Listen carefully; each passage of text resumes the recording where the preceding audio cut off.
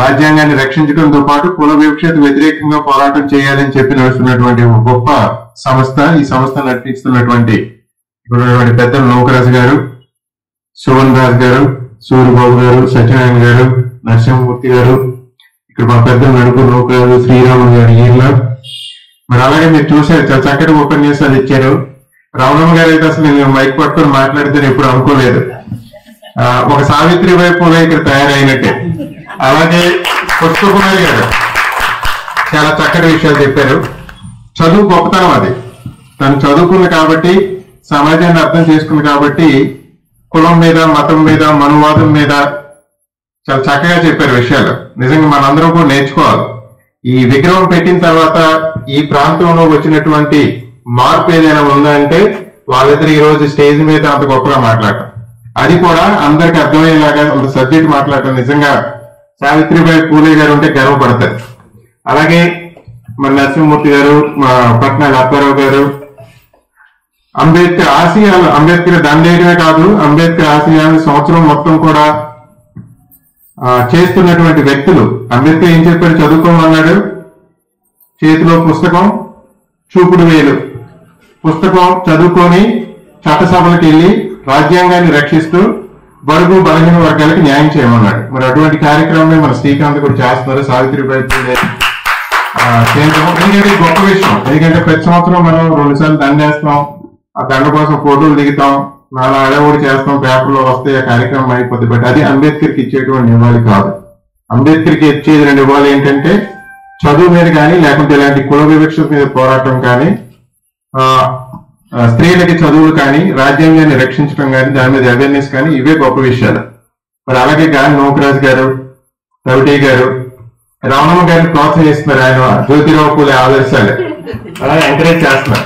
మరి ఇక్కడ ఉన్నటువంటి ఇక్కడ చూసినట్టే చరిత్ర గురించి చెప్పారు. చరిత్రలో చాలా గొప్ప వ్యక్తులు వీళ్ళందరూ. జ్యోతిరావు పూలే ఆ రోజు 190 సంవత్సరాల క్రితం మరి బడుగు బలహీన వర్గాల కోసం, చదువు కోసం ఆలోచించినటువంటి వ్యక్తి. ఈ రోజు చాలా మంది చెప్తారు శివాజీకి అమ్మవారి అనుగ్రహం ఉంది, ఆయన కత్తి అమ్మవారు ప్రసాదించింది, లేకుంటే అలా ఇలా అని రకరకాలు చెప్తారు. కానీ శివాజీ చనిపోయిన తర్వాత ఆయన సమాధి దగ్గర కూడా ఎవరు వెళ్ళలేదు. మొట్టమొదటి వెళ్ళిన వ్యక్తి మన జ్యోతిరావు పూలే గారు. ఆయన సమాధి దగ్గరికి వెళ్ళి ఆ మొలపోతల్ని అవన్నీ క్లియర్ చేసి ఆయన చరిత్రని, శివాజీ మహారాజ్ చరిత్రని గేయం రూపంలో మన అందరికి అందించినటువంటి గొప్ప వ్యక్తి జ్యోతిరావు పూలే. అయితే ఆయన పేరుతో రాజకీయం చేసే వ్యక్తులు వేరు, అవన్నీ మీకు తెలుసు. మరి అలాగే జ్యోతిరావు పూలే, సావిత్రిబాయి పూలే గారు మొట్టమొదటి స్కూల్ పెట్టేసి మహిళల కోసం ఆ కపుల్ దంపతుల జీవితాంతం కూడా బడుగు బలహీన వర్గాల కోసం, కుల వివక్షత మీద, అంతరానితనం మీద, వీటన్నిటి మీద కూడా పోరాటం ఆ రోజుల్లో, అంటే ఈ రోజులు కాదు, 190 సంవత్సరాల క్రితం పోరాడేటువంటి వ్యక్తి. అంటే నిజంగా చదువు గురించి ఆలోచించినటువంటి వ్యక్తి ఆ రోజుల్లో ఎవరు ఉండరు. అందుకే ఆ దంపతుల్ని జ్యోతిరావు పూలే గారిని అంబేద్కర్ నా గురువు అని చెప్పారంటే మరి నిజంగా ఆయన గొప్పతనాన్ని మనం అర్థం చేసుకోవాలి. అలాగే బిర్సా ముండా గారు ఆదివాసీ హక్కుల కోసం ఆ రోజు బ్రిటిష్ రాంచీ జార్ఖండ్ ఉంది కదా, నేను అక్కడే ఎంటెక్ చేశాను. వాళ్ళ కుటుంబ సభ్యులు వాళ్ళందరూ కూడా మా క్లాస్మేట్స్ ఎంటెక్ చేసేటప్పుడు ఆయన విగ్రహం రాంచీలో ఉంటుంది, హటియాలో, మా ఎంటెక్ చేసేటువంటి కాలేజీలో. ఎంతో అక్కడ ప్రజలు ఆయన్ని నిజంగా ఆదివాసీలు, గిరిజనులు వాళ్ళు ఇప్పటికీ వాళ్ళ జీవన విధానం చూస్తే ఇంకా మనం ఏ లోకంలో ఉన్నాం, ఇంకా 200 years బ్యాక్ ఉందా అన్నటువంటి పరిస్థితి. మరి వాళ్ళ కోసం, స్వాతంత్రం కోసం, బ్రిటిషర్స్ తో పోరాడినటువంటి వ్యక్తి బిర్సా ముండా గారు. మరి ఈ దేశపు మొదటి ఉప ప్రధాని బాబు జగజీవన్ రామ్ గారు, అంబేద్కర్, వీళ్ళందరూ కూడా అంబేద్కర్ గారి గురించి మీకు చెప్పాల్సిన పని లేదు, అందరూ చెప్పారు. ఇటువంటి వ్యక్తి వీధి దీపాల కింద చదువుకొని ప్రపంచంలో అనేక కష్టాలు పడి, మరి మనం చదువుకుంటాం కృష్ణుడు చిన్నప్పుడు నానా కష్టాలు పడి పైకి వచ్చాడని. మరి అలాగే అంబేద్కర్ గారు కూడా ఒక గుడికి వెళ్ళలేడు, గుడికి వెళ్తే వివక్ష, ఒక పాఠశాలకు వెళ్తే రానిచ్చేవాడు కాదు, కనీసం మంచినీళ్ళు తాగడానికి కూడా అనుమతించేవాడు కాదు, చెరువులోకి స్నానానికి అనుమతించేవాడు కాదు, చదువుకునేవ్వలేదు, బడికి వెళ్ళనివ్వలేదు, గుడికి వెళ్ళనివ్వలేదు. మరి ఇన్ని పోరాటాల మధ్య కూడా ఆయన చదువుకొని ఈ దేశానికి ఒక గొప్ప రాజ్యాంగం రాశారు. ఈ దేశానికి రాజ్యాంగం రాయటం ఎందుకు గొప్ప అంటే, ఈ దేశంలో దాదాపు 29 రాష్ట్రాలు ఉన్నాయి. ఒక రాష్ట్రానికి ఇంకో రాష్ట్రానికి సంబంధం ఉండదు. రకరకాల విభిన్నమైనటువంటి సంస్కృతులు, బోల్డ్ భాషలు, ఒక 200-300 భాషలే ఉన్నాయి ఈ దేశంలో. లిపి ఉన్న భాషలు ఉన్నాయి, లిపి లేని భాషలు ఉన్నాయి. అటు మీకు నార్త్ ఈస్టర్న్ సైడ్ వెళ్తే అసలు ఆ జనాలకి మనకి పోలికే ఉండదు. వాళ్ళు చైనీస్ లాగా ఉంటారు, కొంతమంది నేపాలీస్ లాగా ఉంటారు. హిమాచల్ ప్రదేశ్ సంస్కృతి వేరు, మన సంస్కృతి వేరు, ఉత్తర భారతదేశం, దక్షిణ భారతదేశం. వీటన్నిటిని మరి ఎవరు కలుపుతారు? కులం కలుపుతుందా? కులం కలపదు. కొన్ని ఒక మతమా వీళ్ళందరిదంటే ఒక మతం కాదు. ఒక కులం కలపలేదు, ఒక మతం కలపలేదు. పోనీ ఈ దేశాన్ని పరిపాలించినటువంటి గొప్ప గొప్ప చక్రవర్తులు, లేకుంటే అశోకుడు, గుప్తుడు, లేకుంటే హర్షుడు, వీళ్ళందరూ పరిపాలించినప్పటికీ కూడా ఒక 70 సంవత్సరాలు 100 సంవత్సరాలు కూడా ఏది కూడా కంటిన్యూస్ గా పరిపాలించలేదు. అయినా వివక్ష, రాజరికం, బడుగు బలహీన వర్గాలు మీరు చెప్పినట్టు, మేడం గారు చెప్పినట్టు బ్రాహ్మణులు, క్షత్రియులు, శూద్రులు, ఇవేటని మనిషి పుట్టినప్పుడు ఏ కులం ఉండదు. మనిషి పుట్టినప్పుడు క్లీన్ వస్తాడు, మెదళ్ళు ఏమీ ఉండదు, మెమరీ ఏమి ఉండదు, శుభ్రం చేసిన పలకలాగా ఉంటాడు. పుట్టడంతోనే సమాజం నుంచి నేర్చుకుంటాం అన్ని, అంతే కదా. శూద్రుడైనా, బ్రాహ్మణుడైనా, రాజైనా, ఎవరైనా బ్లడ్ ఒకటే, డిఎన్ఏ ఒకటే, ఇప్పుడు నెంబర్ ఆఫ్ క్రోమోజోమ్స్ ఒకటే. సో మనం సమాజం నుంచి పుట్టినప్పుడు ఒక్కొక్కటి నేర్చుకుంటాం. సమాజం మనకు వివక్ష నేర్పితే వివక్షుడు అవుతాం, సమాజం కులం గురించి చెప్తే ఆ కులం వాడు అవుతాం. అంతేగాని పుట్టినప్పుడు కులం రాదు, పుట్టినప్పుడు మతం రాదు. పుట్టిన ప్రతి మనిషికి ప్రపంచంలో ఎక్కడికైనా వెళ్ళండి, పుట్టిన ప్రతి బేబీ ఒకే రకంగా ఏడుస్తాడు. ఆ ఏడుపు అయిన ప్రతి తల్లి ఒకే ఆ కష్టాన్ని మర్చిపోయి పొలికించిపోతే. అంతేగాని ఈ మతం వాళ్ళు ఎలా ఉంటారు, ఆ మతం వాళ్ళు బేబీ ఎలా ఉంటారు, ఇలా ఏం ఉండదు. అన్ని మతాలు ఒకటే, అన్ని బ్లడ్ ఒకటే, డిఎన్ఏ ఒకటే. సో మనటువంటి కులం, ఇంకా కులం గురించి అయితే నేను చదువుకునేటప్పుడు ఫారంలో ఎక్కడికైనా వెళ్తే ఇండియా అని చూడటంతో తెలిసిపోదు. మీ కులంలో ఇంకా, మీ దేశంలో ఇంకా కులం ఉందా అని అడుగుతారు, ఆశ్చర్యపోతారు ఈ కులం ఏంటి అని. ప్రపంచంలో ఎక్కడ లేనటువంటి రోగం ఏదైనా భారతదేశంలో ఉందంటే అది కేవలం కులం ఒకటే. కులం పేరుతో విడిపోవటాలు, కులం పేరుతో ఫైట్ చేయటాలు, కులాన్ని ఓన్ చేసుకుని రకరకాలు మా కులం గొప్ప అని చెప్పుకుంటారు. మొన్న మన క్రికెటర్ ఇక్కడ తొంగాంలో నితీష్ కుమార్ రెడ్డి గారు ఫస్ట్ టైం సెంచరీ చేశారు. మన అందరికీ గర్వకారణం. కానీ చాలా మంది గూగుల్ ఆయన కులం ఎదుగుతున్నారు,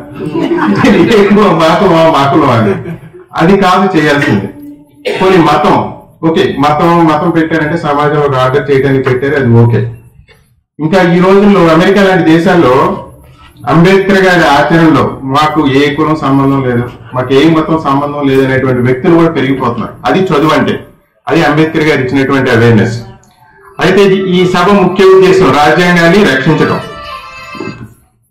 మరి మనకి రిజర్వేషన్లు ఇచ్చారు, వెనకబడ్డాం కాబట్టి బీసీలకి రిజర్వేషన్లు ఇచ్చారు, ఎస్సీ ఎస్టీలకి ఇచ్చారు. తర్వాత ఆయన చేసినటువంటి రాజ్యాంగం, అంబేద్కర్ గారు ఇచ్చినటువంటి రాజ్యాంగం ప్రకారం ఎకనామికల్లీ ఓబీసీలో కూడా, అగ్రవర్ణాల్లో కూడా ఎవరైనా వెనకబడి ఉంటే, ఆర్థికంగా వెనకబడి ఉంటే వాళ్ళకి రిజర్వేషన్లు ఉన్నాయి. రిజర్వేషన్ లేని వాళ్ళు ఎవరున్నారు? ఇప్పుడు ఎస్సీలకి ఉన్నాయి, ఎస్టీలకు ఉన్నాయి, బీసీలకు ఉన్నాయి, ఓబీసీలకు ఉన్నాయి. అగ్రవర్ణాల్లో ఎవరైనా ఆర్థికంగా వెనకబడితే వాళ్ళకు కూడా మనం రిజర్వేషన్ ఇచ్చేటువంటి కార్యక్రమం చేస్తున్నాం. అయితే ఈ రిజర్వేషన్లు వల్ల నిజంగా మనం అభివృద్ధి చెందామా? కొంతవరకు అభివృద్ధి చెందాం, కానీ ఇంకా పూర్తిగా కాలేదు. అయితే ఈ రిజర్వేషన్ వల్లనే మన ఇన్ని ఇబ్బందులు పెట్టి ఇంత మాట్లాడుతున్నారు.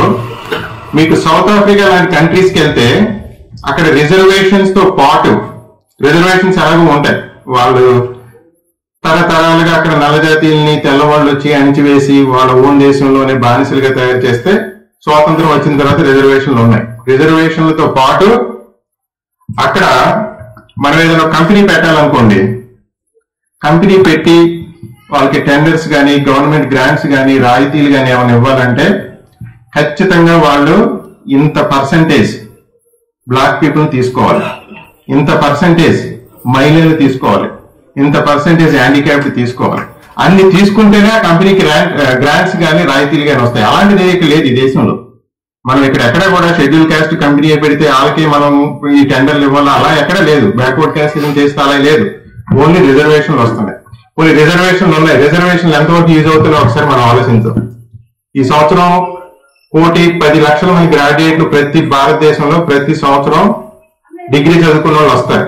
గట్టిగా 3-4 లక్షల మంది కూడా మనం గవర్నమెంట్ ఉద్యోగాలు కల్పించడం లేదు. పోనీ అవి కూడా ఎక్కడ క్రియేట్ అవుతాయి? సార్ చెప్పినట్టు, దాస్ గారు చెప్పినట్టు పబ్లిక్ సెక్టర్ లో క్రియేట్ అవుతాయి. పబ్లిక్ సెక్టర్ ఏం చేస్తున్నాం మనం? రోజుకోటి వేలం పెట్టి అమ్మేస్తున్నాం. ఇప్పుడు స్టీల్ ప్లాంట్ లో రిజర్వేషన్ పబ్లిక్ సెక్టర్ ఉండబట్టే కదా కాస్త కోస్తో మన వాళ్ళు ఇంతమంది అక్కడ చేశారు, జాబ్ చేశారు, పిల్లల్ని చదివించుకున్నారు, కొంతమంది ఐఐటీలు చదువుతున్నారు, కొంతమంది డాక్టర్లు అయ్యారు, ఇంజనీర్లు అయ్యారు. మరి అదే రిజర్వేషన్ లేకపోతే పరిస్థితి ఏంటి? మనం ఎప్పుడు ఇంతకుముందు ఎలాగ ఉన్నామో ఇప్పుడు అలాగే ఉండాల్సినటువంటి పరిస్థితి. అయితే కేంద్ర ప్రభుత్వం ఇప్పుడు ఏదైతే ఉందో దాని మెయిన్ టార్గెట్ అంబేద్కర్ గారు. ఎందుకంటే ఆయన ఇక్కడ ఈ ప్రభుత్వం యొక్క ముఖ్య ఉద్దేశం ఏంటంటే దీన్ని ఒక మతపరమైన దేశంగా మార్చాలి, ఇక్కడ రిజర్వేషన్ ఉండకూడదు. అంబేద్కర్ గారు రిజర్వేషన్ పెట్టారు కాబట్టి అంబేద్కర్ గారు అంటే ఆయన పడదు. పార్లమెంట్ లో అంబేద్కర్ గారిని 10 మంది అంబేద్కర్ గారు అంటే ఆయన తక్కువ లేకపోయాడు అమిత్ షా గారు. మరి అదే మోడీ గారు వస్తుంటే వాళ్ళ సభ్యులందరూ మోడీ మోడీ మోడీ అని అరిసేస్తారు.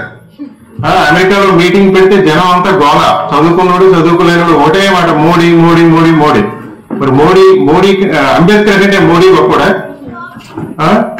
అంబేద్కర్ గురించి, స్త్రీల గురించి, మనకి అన్ని కులాల అన్ని వర్గాలకి న్యాయం చేసినటువంటి వ్యక్తి గురించి మాట్లాడితే ఈరోజు తట్టుకోలేకపోతున్నారంటే వాళ్ళ మెయిన్ ఉద్దేశం ఒకటి మతపరమైన దేశంగా మార్చడం, 2 రిజర్వేషన్ తీసేయడం. రిజర్వేషన్ తీసేసే దమ్ము లేదు, ఎందుకంటే ఆల్రెడీ 9th షెడ్యూల్ లో పెట్టారు కాబట్టి తీసేయలేరు. కాబట్టి ఈ లోపు పబ్లిక్ సెక్టర్స్ అన్ని క్లోజ్ చేసుకుంటూ వస్తున్నారు. కానీ వాళ్ళకి నిజంగా మెజారిటీ వస్తే ఫస్ట్ తీసేసేది రిజర్వేషన్స్, తర్వాత దీన్ని ఒక మతపరమైన దేశంగా మార్చేటువంటి ఉద్దేశం. మరి దీన్ని మనం ఎలా కాపాడుకోవాలి? ఎందుకంటే రాజ్యాంగం గొప్పదే, కానీ రాజ్యాంగం గురించి అంబేద్కర్ గారు ఏం చెప్పారంటే పార్లమెంట్ హాల్లో మేము రాజ్యాంగం రాశాను, నేను రాజ్యాంగం రాశాను, మీ అందరికీ హక్కులు ఇచ్చాను. ఈ రాజ్యాంగం ఎంత గొప్పదైనప్పటికీ కూడా దాన్ని ఇంప్లిమెంట్ చేసేటువంటి అంటే దాన్ని పార్లమెంట్ లో పరిపాలించేటువంటి నాయకులు కనుక సరైన వాళ్ళు కాకపోతే రాజ్యాంగం ఏం చేయలేదు. పాలకులు గొప్పవాళ్ళు ఉండాలి. మరి ఆ పాలకులు గొప్పవాళ్ళు ఉండాలంటే మాకు ఓటు హక్కుని ఇచ్చారు కదా. ఓటు హక్కుని ఇచ్చినప్పుడు 1 vote 1 value. అంబానీకైనా అదే ఓటు, 82 అంతస్తులు ఇల్లు బాంబేలో. ముందు పెద్ద స్లమ్ ఉంటది ధారావి అని, 10 లక్షల మంది ఒకే చిన్న ప్లేస్ లో స్క్వేర్ 3 కిలోమీటర్ రేడియస్ లో 10 లక్షల మంది ఉంటారు. వాళ్ళకి ఒకటే వాల్యూ. ఓకేనా? మనకు అనిపిస్తుంది వీళ్ళిద్దరికి ఒకటే వాల్యూ. వాళ్ళిద్దరికి ఒక వాల్యూ ఉంటేనే సమాజంలో ధారావి స్లమ్ లో ఉన్నవాడు అంబానీ అవ్వచ్చు, తప్పు చేస్తే అంబానీ మళ్ళీ ఆ స్లమ్కి వెళ్ళొచ్చు. అంత గొప్పటువంటి రాజ్యాంగం 1 vote 1 value. సో ఇవన్నీ మనం ఎందుకు చెప్తున్నామంటే అంబేద్కర్ గురించి ఆలోచించినప్పుడు నిజంగా ఆయన కనుక ఇవన్నీ పెట్టకపోతే పార్లమెంట్ లో రాజ్యాంగాన్ని ఇప్పుడు ఎన్నోసార్లు మార్చేసి ఉండేవాడు. ఆయన జ్యుడిషియల్ రివ్యూ పెట్టారు. ఏదో నాకు 400 ఎంపీలు ఉన్నాయి, నేను ఏదైనా చేసేయచ్చు, నేను చేసిన చట్టాన్ని మీరు పరిపాలించాలంటే అవదు. ఆ పార్లమెంట్ అయినా అసెంబ్లీ అయినా ఏదైనా చట్టం చేసినా అది రాజ్యాంగానికి అంటే ప్రియాంబుల్, రాజ్యాంగం ముఖ్య ఉద్దేశం ఏంటి? ఎటువంటి వివక్ష ఉండకూడదు, ఇది సెక్యులర్ కంట్రీ, ఇది డెమోక్రటిక్ రిపబ్లిక్. ఆ ప్రియాంబుల్ ఏదైతే పెట్టామో దాని ముఖ్య ఉద్దేశం మారినంత వరకు నువ్వు చట్టాలు చేసుకోవచ్చు. అంతేగాని ఏది పెడితే చట్టాలు చేసేస్తాను, రాజ్యాంగం మూలాన్నే మార్చేస్తానంటే అవదు. అది సుప్రీంకోర్టులో కూడా మనం సుప్రీంకోర్టు జ్యుడిషియల్ రివ్యూకి వెళ్లాల్సిందే ఏ పార్లమెంట్ లో ఎవరు బిల్ చేసినా. అలాగే మన హక్కులకు ఎప్పుడైనా భంగం కలిగినప్పుడు, ఫర్ ఎగ్జాంపుల్ మనకి అప్పుడు ఢిల్లీలో బస్సులో ఆ దుర్ఘటన అయింది, ఒక అమ్మాయిని ఇలా చేసి చంపేస్తారు. దేశం మొత్తం పోరాడింది ఆ తల్లి కోసం. నిర్భయ చట్టం వచ్చింది. ఆ పోరాటంలో ప్రభుత్వం కంపల్సరీగా చట్టం చేయాల్సి వచ్చింది ప్రజల ఒత్తిడి మేరకు. అంటే రాజ్యాంగం మనకి ఇచ్చిన హక్కులతో మనం పోరాడితే రాజ్యాంగం రక్షించబడింది. లేదు మనకేం అవసరం లేదు, మనం ఇంట్లో కూర్చుందాం అంటే అవదు. అలాగే రైతుల మీద చట్టాలు మోడీ చేస్తే పాపం మనం 2-3 సంవత్సరాలు ఢిల్లీ లాంటి ప్రదేశంలో 3 సంవత్సరాలు పోరాడితే ఎలక్షన్ ముందు తీస్తే రైతుల చట్టాలను ఉపసంహరించుకున్నాడు. అలాగే స్టీల్ ప్లాంట్ రేపు ఏదైనా మనం పోరాడకుండా ఆ పైన చెప్పినట్టు బోధించు, ముందు ఎడ్యుకేట్ చేయి, తర్వాత జనాలందరినీ సమీకరించి ఇలా చిన్న చిన్న మీటింగ్లు పెట్టుకొని మనకున్నటువంటి జ్ఞానం పెద్దలందరూ ఇలాంటి పెద్దలందరూ వచ్చి వాళ్ళు సమీకరించి జనాన్ని వాళ్ళకి కొంత ఆర్గనైజ్ చేసి వాళ్ళని ఎడ్యుకేట్ చేసి పోరాడితే రాజ్యాంగం రక్షింపబడుతుంది. రాజ్యాంగం రక్షింపబడితేనే మనం, ఎందుకంటే రాజ్యాంగంలో ఇన్ని హక్కులు ఇచ్చిన తర్వాత కూడా మనలాంటి వాళ్ళు ఇబ్బంది పెడుతున్నారు. ఆ హక్కులే లేకపోతే మన పరిస్థితి ఏముంటుందో ఒకసారి ఆలోచించండి. ఎందుకంటే మోడీ గారు ప్రజాస్వామ్యం ఇప్పుడు మన ప్రజాస్వామ్యంలో ఉన్నాం. ఈ ప్రజాస్వామ్యంలో ప్రాబ్లం ఎలా ఉంటుందంటే ధనవంతులు అయిపోతారు, పేదోడు మాత్రం అక్కడే ఉండిపోతాడు, ఇంకా పేదోడు కూడా అయిపోతాడు. ఎందుకంటే ఈరోజు 90% డబ్బు 10% మనుషుల దగ్గర ఉంది, అదాని అంబానీ లాంటి వాళ్ళు. మరి వాళ్ళ దగ్గర డబ్బులు ఉన్నప్పుడు మనకి న్యాయం జరిగిద్దంటే ఎలా జరిగింది? జరగదు. సో ఖచ్చితంగా మనం పోరాడాలి. మరి సార్ చెప్పినప్పుడు మోడీ వచ్చినప్పుడు 60 సంవత్సరాలు మన దేశం అప్పు 50 లక్షల కోట్లు, మరి ఇప్పుడు 200 లక్షల కోట్లు, అంటే 3 వంతులు మనకంటే అప్పు చేశారు. ఇప్పుడు ఏం చేశారో తెలియదు. ఈ 15 ఏళ్లలో డబ్బంతా అదానికి వెళ్ళిపోతుంది, అంబానీకి వెళ్ళిపోతుంది. అంత పెద్ద అదానీ అయితే మీరు మరీ ఘోరం. 15 ఏళ్ల క్రితం ఆడెవడో తెలియదు జనాలకి. అదానీ లాంటి 15 ఏళ్ల క్రితం రాలేదు, మోడీ వచ్చిన తర్వాత వచ్చాడు. అదానీ మరి ఇంత పెద్ద ధనవంతుడు కదా ఈ దేశంలో, ఎంతమంది ఉద్యోగస్తులు ఆయన కింద పనిచేస్తున్నారు అనుకుంటున్నారు? 40,000 మంది కంటే ఎక్కువ ఉండరు. మన స్టీల్ ప్లాంట్లు ఎక్కువ మంది ఎంప్లాయీస్ ఉన్నారు. ఆయన పని కొత్తగా ఏది తయారు చేయడం, కొత్తగా ఏది ఇన్నోవేషన్ ఉండదు. కన్సల్టింగ్, 10 రూపాయలు తీసుకోవాలా, 4 రూపాయలు ఇవ్వాలా, 5 రూపాయలు జేబులో వేసుకోవాలా. సో ఇలాంటి వ్యాపారాలు చేసి అంత పెద్దగా అవుతుందంటే మీరు 2 లక్షల కోట్లు 200 లక్షల కోట్లు కూడా అలాగే వెళ్ళిపోతున్నాయి. సో ఖచ్చితంగా మనం రాజ్యాంగాన్ని రక్షించుకోవాలంటే ఒకటి, మనం రాజ్యాంగం మీద అవేర్నెస్ తీసుకురావాలి, ఖచ్చితంగా పోరాడాలి. ప్రతి చట్టం మీద, ప్రతి గవర్నమెంట్ యాక్షన్ మీద మనం పోరాడాలి. పోరాడితేనే మనకి శ్రీశ్రీ గారు చెప్పినట్టు పోరాడితే పోయేది లేదు బానిస సంఖ్యలు తప్ప అని, మనం పోరాడిన రోజే మన హక్కులు నిలబడతాయి. మరి ఈ రోజు మన కూటమి ప్రభుత్వం చాలా మంది ఓట్లు వేశారు.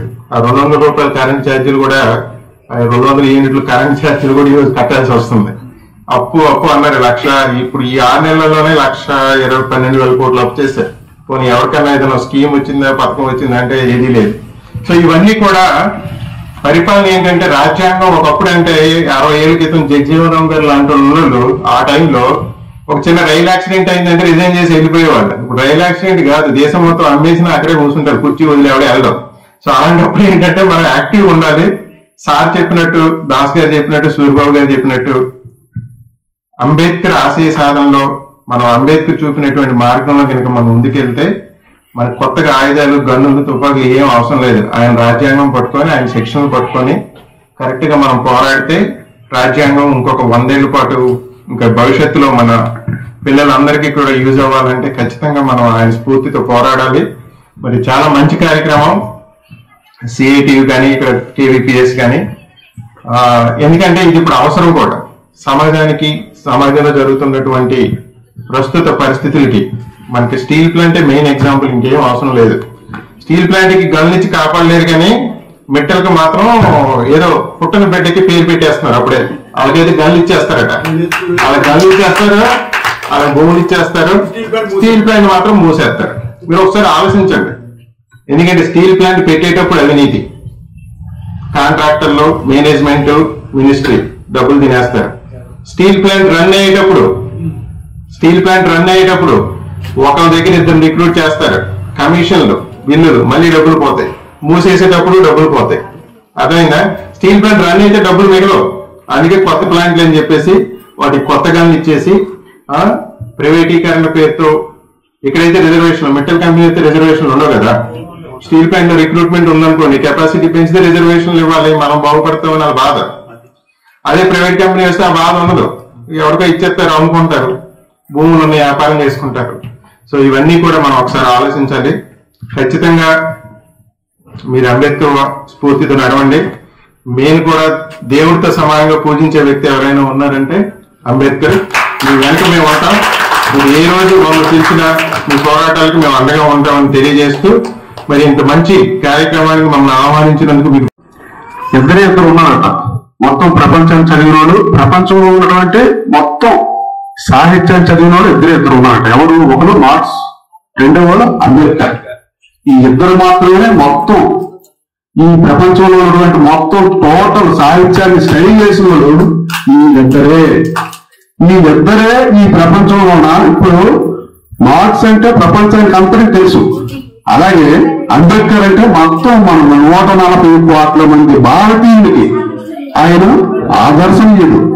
ఆయన లాంటి మనిషి కానీ, ఆయన లాంటి జ్ఞాని కానీ కానీ ఆయన మహానుభావుడు కానీ మరి అటువంటి మహానీయుని నాకు ఎక్కడ కనిపించలేదు. నేను చెప్పడం కాదు, పెద్దలందరూ కూడా చెప్తున్నారు. నేను చెప్పేది ఏం కాదు లేదు. మహానుభావుడు మన శ్రీనివాస్ అయితే చాలా విషయాలు చెప్పాడు, నాకంటే చాలా ఎక్కువ విషయాలు చెప్పాడు. అయితే నాది రిక్వెస్ట్ ఏంటంటే, రాజ్యాంగం మహానుభావుడు రాశాడు, కానీ ఆ రాజ్యాంగాన్ని అమలు చేసిన వాళ్ళు ఇక్కడ ఎవరూ లేరు. ఉదాహరణకి స్టీల్ ప్లాంట్ ఉందండి. స్టీల్ ప్లాంట్ లోన కాంట్రాక్ట్ లేబర్ 6 మాసాలు జీతాలు లేవండి.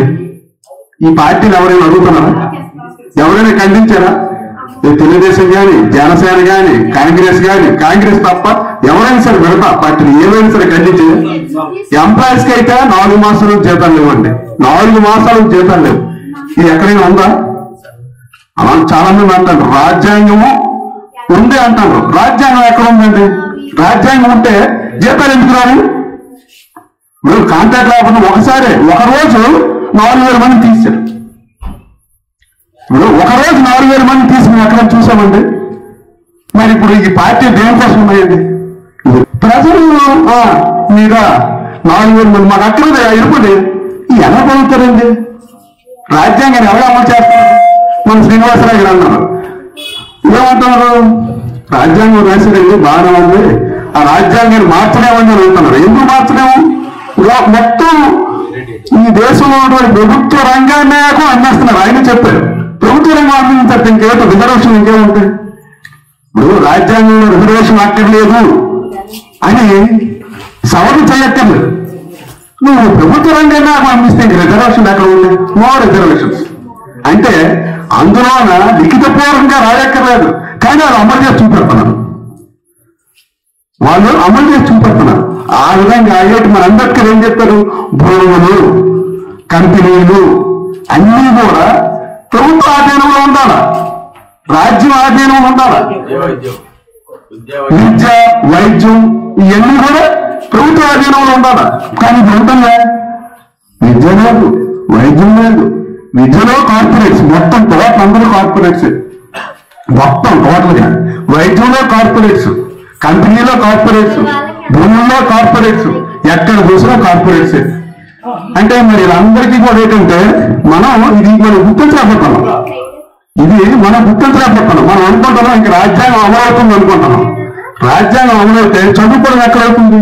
మనం ఎక్కడికి వెళ్ళా సరే లక్షలు ఇవ్వాలి చదువుకోవడానికి. ఏ హాస్పిటల్కి వెళ్ళే లక్షలు ఖర్చు పెట్టాలా? ఏ ఉద్యోగం కూడా స్టీల్ ప్లాంట్ లో కాంట్రాక్ట్ లేబర్ ఉద్యోగం అంటే అక్కడ మట్టి లేదంటే క్లీన్ చేసుకోవడానికి 3 లక్షల నుంచి 5 లక్షలు కట్టాలి. ఎక్కడైనా ఉందా? బాబు నేను కష్టపడతాను రా. అంబేద్కర్ ఏం చేశాడు? బాబు కష్టపడినోడికి ఉద్యోగం ఇవ్వండి అన్నాడు. కష్టపడతాం బాబు అంటే కష్టపడతాం, మీరు ఏం చెప్తే ఆ పని చేస్తాం, మేము క్లీనింగ్ చేసుకుంటాం, మీరు బరువులు ఎత్తుకుంటాం అని ముందుకు వస్తే 3 నుంచి 5 లక్షలు ఎక్కడైనా ఉందా? ఇది అందువల్ల ఏంటంటే ఇక్కడ ఎప్పుడో రాజ్యాంగాన్ని పక్కన పెట్టేశారు. ఇంకా జనాల్లో చైతన్యం లేదు. మన సార్ చెప్పినట్టు ఆ చైతన్యం రావాలని చెప్పి నేను కోరుకుంటాను. ఇటువంటి అవకాశం ఇచ్చినటువంటి మీ అందరికీ మరొకసారి నేను నమస్కారాలు తెలియజేస్తూ నేను విరమించుకుంటాను. అవగాహన సదస్సుకు విచ్చేసిన పెద్దలకి, వచ్చిన అతిథులకి అందరికీ జైభీములండి. ఈ ప్రోగ్రామ్ కి నన్ను మాట్లాడమని చెప్పారు. నాకు చాలా సంతోషంగా ఉంది. ఈ క్యాలెండర్ ఆవిష్కరణ అంబేద్కర్ గారిని మళ్ళీ మనం మర్చిపోవలసిన మనిషి కాదు అసలు. ఈ రోజు మను సిద్ధాంతం ప్రకారం నడుస్తుంది అంటే అది ఓన్లీ రాజులకి బ్రాహ్మణులకి మాత్రమే చలామణి అయ్యేది అప్పట్లో. ఇంకా వేరే కాస్ట్ వారికి ఎవరు కూడా ఆ ఛాన్స్ లేదు. ఆ పదవికి ఈ పాలన ఏది కూడా ఛాన్స్ లేదు. రాజులకి బ్రాహ్మణులకు మాత్రమే అధికారం ఉండేది. ఎవరండి ఇప్పుడు ఆ రాజ్యాంగం ప్రకారమే ప్రతి ఒక్కరు చదువు లేని వారు కూడా ఒక స్థాయిలో ఉంటున్నారు, చేస్తున్నారు. వాళ్ళకి ఒక మంచి ప్రవర్తన ఉంది, వాళ్ళకి ఒక మంచి అవగాహన ఉంది, ప్రజల్ని ఎలా పాలించాలి చేయాలి అనే అవగాహన ఉంది అన్న వాళ్ళని ప్రజలు ఎన్నుకుంటున్నారు. అది కొంతమంది న్యాయంగా ఎన్నుకుంటున్నారు, కొంతమంది అన్యాయంగా కూడా ఎన్నుకుంటున్నారు. కానీ ఆ విధంగా వస్తున్నారు, స్టేజ్ మీద ఎక్కుతున్నారు, పదవులను పొందుతున్నారంటే ఎవరు వాళ్ళు పొందుతున్నారు? పొందుతున్నారు. ఆయన వల్లే, అంబేద్కర్ గారి వల్లే పొందుతున్నారు. అది మర్చిపోయి ఈ రోజు మన సిద్ధాంతము ఇంకా ఏవేవో చెప్తున్నారు. మన సిద్ధాంతం ఏంటండి? ఓన్లీ రాజులకి బ్రాహ్మణులకు మాత్రమే పదవులు. ఆడవాళ్ళు బయట అడుగుపెట్టే ఛాన్స్ ఉందా? చదువుకునే ఛాన్స్ ఉందా? ఏదీ లేదు. కుమ్మరివాడు ఏదైనా పద్మశాలి ఎవరైనా సరే రాజుల కింద బ్రాహ్మణుల కింద ఊడిగం చేసుకునే వాళ్ళే. వాళ్ళకి అసలు పదవులు ఎవరు ఇవ్వలేదు, ఇవ్వడానికి ఛాన్స్ లేదు. అసలు వాళ్ళ కాళ్ళ కింద పడి చావాలంటే. మన సిద్ధాంతం అన్నారు. మన సిద్ధాంతం వస్తే ఎవరు కూడా పదవికి అర్హులు కారు, బయటికి పంపించేస్తారు. ఈ బ్రాహ్మణులు మనల్ని తొక్కి పడేస్తారు, ప్రతి ఒక్క క్యాస్ట్ ని తొక్కి పడేస్తారు. అది మాత్రం గుర్తుంచుకొని ప్రతి క్యాస్ట్ ఏంటండి? ఎవరు సృష్టించారు క్యాస్ట్? క్యాస్ట్ ద్వారానా? కాదు. మన చదువు మన ప్రఖ్యాతి చెందాం. మనకున్న అనుభవం, ప్రజల మీద, ప్రతి ఒక్కరి మీద మంచిదనం, వాళ్ళు ఎదుటి మనిషిని గౌరవించాలి, వాళ్ళ తాలూకు మంచితనాన్ని మనం గ్రహించాలి, వాళ్ళకి ఎలా సహాయపడాలి అది నేర్చుకోవాలి. అంతేగాని మేము పెద్ద క్యాస్ట్, మేము చిన్న క్యాస్ట్, పక్క క్యాస్ట్ పక్కనేస్తామంటే ఎవరికి కావాలండి క్యాస్ట్తో ఏం సంబంధం? వాడు చదువుకున్నాడు లేదా, వాడు మంచి గౌరవం పొందుతున్నాడు లేదా, వాడు 10 మందికి సహాయం చేస్తాడు, అది గుర్తించాలి. దానికి తగ్గట్టుగా గౌరవాన్ని ఇవ్వాలి. అది మర్చిపోయి మనువాదం, అంబేద్కర్ని చులకన చేసి మాట్లాడడం. ఈ రోజు ప్రతి ఒక్కరు కూడాను గౌరవం పొందుతున్నారు, చేస్తున్నారంటే ఆయన వాళ్ళే. ఒక ఓటు గాని, ఒక చదువు గాని, ఒక పదవి గాని ఏదైనా సంపాదించుకొని ఉన్నారు అంటే ఈ రోజు ప్రతి ఉద్యోగానికి అర్హులు అంటే ఆయన వాళ్ళే. క్యాస్ట్, ఎస్సీ క్యాస్ట్ అంటే చులకన చేస్తారు. ఎస్సీ వాళ్ళని ప్రతి ఒక్కరు కూడా చులకన చేశారు పూర్వం నుంచి. అందుకే వాళ్ళని మైండ్ లో పెట్టుకుని వాళ్ళకి కూడా రిజర్వేషన్ ఇచ్చారు అంతే తప్ప మిగతా క్యాస్ట్ ఎక్కడంటే తక్కువ చేశారు, ఎవరిని తక్కువ చేయలేదు. ఆయన అందరినీ మైండ్ లో పెట్టుకునే చేశారు. ఆయన మర్చిపోయి ఎస్సీ క్యాస్ట్ కి రిజర్వేషన్లు ఉన్నాయి, బీసీ వాళ్ళకి లేవు, ఇది లేదు అది లేదు, ఇవన్నీ క్యాస్ట్ పెట్టుకోవడం వల్ల రిజర్వేషన్ అన్ని తీసేయండి. ఎవరు బాగా చదువుతారో వాళ్ళకి మంచి పదవి ఇవ్వండి, మంచి జాబులు ఇవ్వండి, అది చూడండి. ఎడ్యుకేషన్ ఉన్నదా, వాడు అర్హుడా, అది ఇవ్వండి. కానీ ఈ క్యాస్ట్ మాత్రం పట్టించుకోకండి. క్యాస్ట్ కాదు ముఖ్యం, మనిషిలోని మానవత్వం ముఖ్యం, స్టడీ ముఖ్యం. థ్యాంక్ యూ అందరికీ. నేను ఏదో ఎక్కువ ఎమోషనల్ అయ్యానేమో.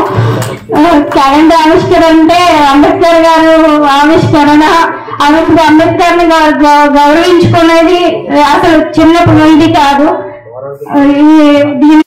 మన పెద్దలకి అందరికి జైలు. ప్రతి సంవత్సరం నేను క్యాలెండర్లు ఇస్తా ఉంటాను, మీకు గుర్తుందో లేదు. ఈ సంవత్సరం అలా కాకుండా ఇక్కడే ఈ కార్యక్రమం పెట్టి క్యాలెండర్ ఇక్కడే చేత ఇప్పించి చేద్దామని అనుకున్నాను. తర్వాత నెక్స్ట్ ఇలాగే ఇంప్రూవ్ అవ్వాలి. మనం ఏదో కార్యక్రమం పెట్టాము, మళ్ళీ నెక్స్ట్ సంవత్సరానికి మళ్ళీ ఇంకా డెవలప్మెంట్ అవ్వాలి. డెవలప్మెంట్ అనేది పెంచిన వాళ్ళంటే కదా 4-5 పెంచిన వెంటనే వెళ్ళిపోయి అలాగా డెవలప్మెంట్ చేయాలని నా కోరిక. అలాగే ముగిస్తానండి. అందరికీ జోబీమండి. ఈరోజు ఇక్కడ కలిసి వర్ణపూర్లో రాజ్యాంగ రచన అవగాహన సదస్సుపై ఈ యొక్క కార్యక్రమాన్ని ఏర్పాటు చేసిన కమిటీ వారికి, గ్రామ ప్రజలకు, కేవీపీఎస్ టీవీ వారికి కూడా అందరికీ కూడా ప్రత్యేకమైన ధన్యవాదాలు.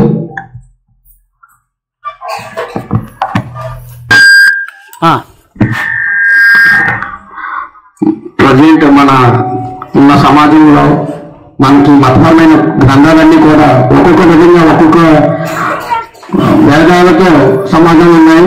మన హిందూ సాంప్రదాయ ప్రకారంగా చూసుకుంటే ఉన్న కులాల్లో ఒక కులాన్ని ఇంకో కులం వేరు చేసి చూపిస్తుంది. అలాగే బైబిల్ మిగతా కులాల్ని వేరే విధంగా చూపిస్తున్నారు. ఖురాన్లోకి వచ్చేసరికి సమాజంలో వివిధ కులాలకి వివిధ గ్రంథాలు ఉన్నాయి. అవన్నీ కూడా వివిధ మనుషుల మధ్య చిచ్చులు పెట్టి ఉన్నాయి. కానీ భారత రాజ్యాంగం మాత్రం ఒకటే, మతాలన్నీ వేరు, మనుషులందరూ సమానమని చెప్తుంది. ఏకైక గ్రంథం ఏదైనా ఉందంటే అది అంబేద్కర్ రాసినటువంటి భారత రాజ్యాంగం మాత్రమే. అలాంటి రాజ్యాంగాన్ని రక్షించుకోవాల్సిన పరిస్థితి నేటి సమాజంపై ఉన్న యువకులకు పెద్దలు కూడా చాలా అవసరమైనది. మనం గుడి వెళ్ళకపోయినా, చర్చి వెళ్ళకపోయినా, మసీదు వెళ్ళకపోయినా వచ్చిన నష్టమైపోయినా ఏంటని అంబేద్కర్ రాసినటువంటి రాజ్యాంగాన్ని కనుక చదవకపోతే రాబోయే రోజుల్లో మళ్ళీ మనం యథాస్థితికి వెళ్తాం. మూతికి ముంతం ముద్దుకి చీపురైన అదే కాలానికి మనం వెళ్తాం. ఇవన్నీ కూడా దృష్టిలో పెట్టుకొని మనం అంబేద్కర్ గారు వేసినటువంటి పూల బాటలో ప్రయాణిస్తూ అంబేద్కర్ కల్పించినటువంటి రక్షణ కోసం పనిచేసుకునే అవసరం ఉంది. అదేవిధంగా సావిత్రిబాయి పూలే, చదివిన తల్లి సరస్వతి, మనకి సరస్వతి అని అందరూ అంటారు. కానీ ఏ గుడిలో కానీ, ఏ చర్చిలో కానీ, ఏ మసీదులో కానీ ఎక్కడ చదివిన దాఖలు అయినా సరే ఇప్పుడున్న సమాజంలో మనకి చెప్పే పెద్దవాళ్ళందరూ కూడా చదువుల తల్లి సరస్వతి అంటున్నారు. కానీ ఎక్కడ కూడా ఎటువంటి విద్యను అభ్యసించినట్టు చరిత్రలో కానీ, ఎక్కడైనా డాక్యుమెంట్ కానీ ఎక్కడ కూడా లిఖితపూర్వకంగా లేదు. కానీ సావిత్రి పూలే గారు సమాజంలో ఉన్నటువంటి సమస్యలపై ఎదుర్కొని వితంతులకు కానీ, భర్త చనిపోయిన వాళ్ళకి పిల్లలు, అప్పుడు బ్రిటిష్ వారు పాలించే టైంలో మన బ్రిటిష్ వారు మనపై చేసే అగత్యాల్లో గర్భవతులైనటువంటి వారికి పిల్లలు ఇచ్చిన భర్త లేని పిల్లలు కన్న వారికి కూడా సావిత్రిబాయి పూలే గారు ఒక ఆశ్రమాన్ని కల్పించి చదువును ఉచితంగా అందరికి పంచిపెట్టారు. ఆవిడ స్ఫూర్తితోనే మా యొక్క గ్రామంలోని మేము సావిత్రిబాయి పూలే ట్యూషన్ సెంటర్ నడుపుతున్నాము. అందులో 60 మంది పిల్లలకు ఉచితంగా విద్యను అందిస్తున్నాం. నేటికి మా ట్యూషన్ సెంటర్ 2 సంవత్సరాలు పూర్తి చేసుకుంది. ఇది 3వ సంవత్సరం. గత 2 సంవత్సరాల్లో మా ట్యూషన్ నుంచి 3 విద్యార్థులు బయటకు వెళ్ళారు. అందరూ కూడా 450 పైన మార్కులతో పాస్ అయ్యారు.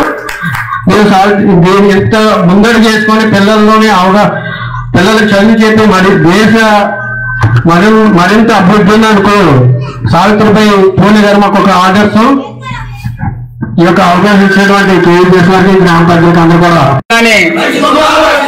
जोहार बाबा साहब अंबेडकर, जोहार बाबा साहब अंबेडकर, जोहार महात्मा फूले, जोहार सावित्रीबाई फूले, जोहार बिरसा मुंडा, जोहार बाबू जगजीवन राम, जोहार बाबू जगजीवन राम.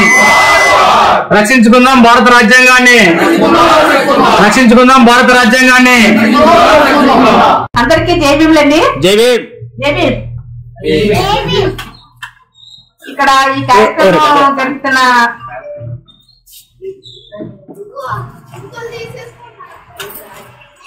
రాజ్యాంగ రక్షణ అవగాహన సదస్సు నడుస్తున్న ఈ మన జైభీము వాళ్ళందరికీ కూడా నా జైభీములండి. ఈ కార్యక్రమం ఇక్కడ చేస్తున్నందుకు నేను చాలా గర్వపడుతున్నాను.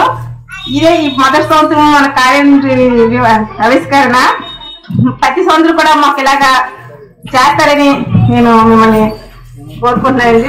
నెలలా మేము 14వ తారీఖున అంబేద్కర్ గారికి దండేసి ఇలా మీటింగ్ పెట్టుకుందాం అనుకుంటున్నాం. దానికి మీరు అందరూ కూడా రావాలని నేను కోరుకుంటున్నాను.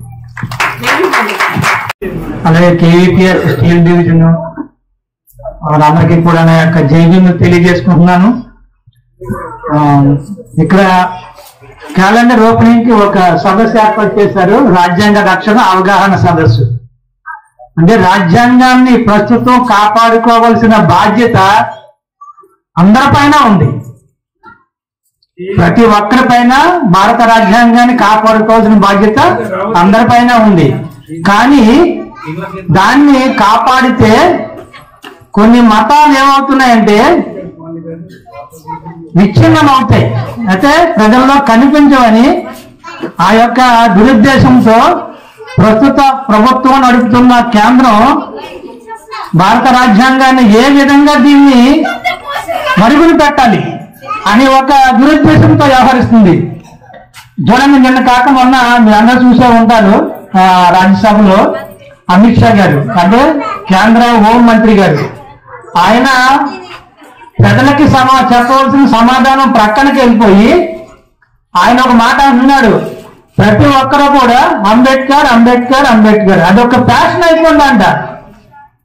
అంటే వీడికి లాగా ఇలా కొడుకులాగా దొంగతనం చేయండి, దోపిడీ చేయండి, అలాగే లేకపోతే పలానా ట్యాక్స్ కట్టకండి, ఏ విధంగా భారతదేశాన్ని దోచుకుందాం అంటే యాక్చువల్ గా వీళ్ళు ఒక వ్యాపారస్తులే. అవన్నీ పక్కకు పోయి అంబేద్కర్ ప్యాషన్ అయిపోయింది. దానికంటే ముందు రోజు అదే కేంద్ర మంత్రి గారు అంబేద్కర్ కోసం 4 విషయాలు చెప్పారు. ఆ రోజున బాబాసాహెబ్ అంబేద్కర్ గారు హిందీ కోర్టు బిల్ విషయంలో న్యాయశాఖ మంత్రిగా ఎందుకు రిజైన్ చేశారు, ఆ ఉత్తరం నేను చదివిన తర్వాత నాకు ఒక రకమైన ఉత్తేజం ఏర్పడిందని చెప్పి ఆ ముందు రోజే అదే కేంద్ర మంత్రి అంటే అదే బీజేపీ మంత్రి గారు ఆ మాట చెప్పారు. మరి ఆ మాటకి పాపం ఈయన బాధపడ్డాడేమో మనకు తెలియదు, కానీ ఆ సిచ్యువేషన్ లో పాపం ఏమో ఇబ్బంది పడి ఉంటాడు. ఈయన ఏమంటే అంబేద్కర్ అంబేద్కర్ అంబేద్కర్ ఫ్యాషన్ అయిపోయిందంట.